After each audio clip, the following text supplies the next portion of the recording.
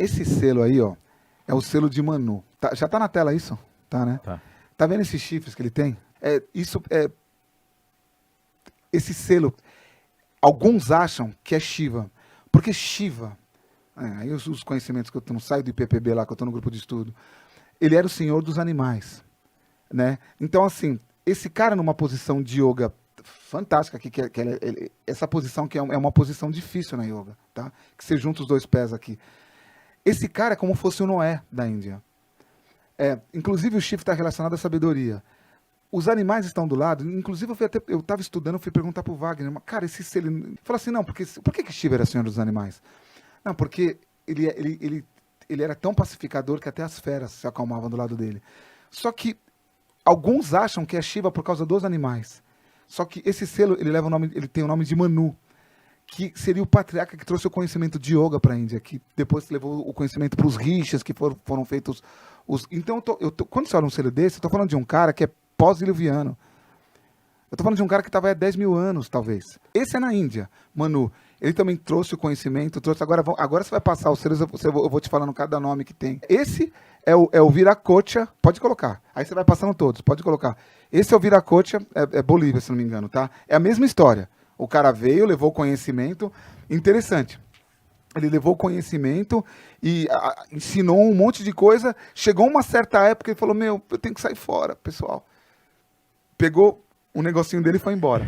Pode passar o próximo e pode manter. Kukulkan é o do lado direito, né? Kukulkan Maia. É a mesma história. É a mesma história. O cara pegou, passou.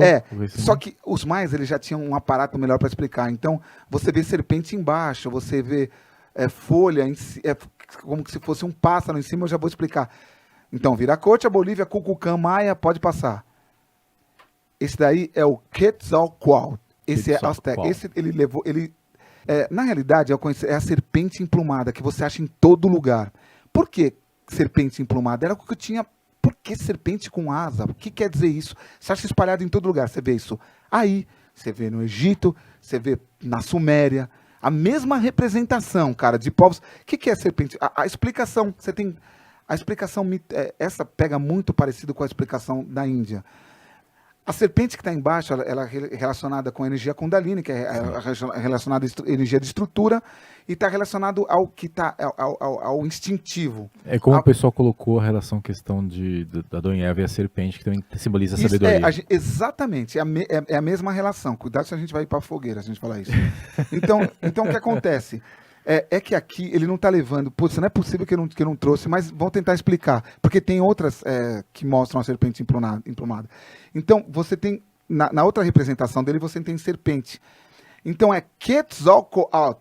Quetzal é um pássaro que ele tinha em cima, tem um esquema tipo de pássaro. Sim. Ele era um pássaro muito bonito que tinha naquele local. Ele era o pássaro que voava. Então, Alt é o nome do pássaro. Quetzalcoatl é o meio, que eles chamam de umbigo do mundo. É uma relação que está no meio dele, que seria onde está o nosso umbigo. São 3 relações. E Quetzal, que é a serpente. Então, qual que é a explicação? Igual na Índia. O que os caras fazem? Você não tem que subir a energia, que seria subir a Kundalini e ter a expansão e a busca. Aqui é a mesma coisa, é uma representação mitológica. Quetzalcoatl, que é o nome, que é a serpente emplumada. Seria o homem... na parte instintiva dele, e a relação de aprendizado e evolução, e um pássaro que voava. E essa é a relação de equilíbrio. Então, alguns historiadores falam que Quetzalcoatl é uma imagem montada disso. Tá?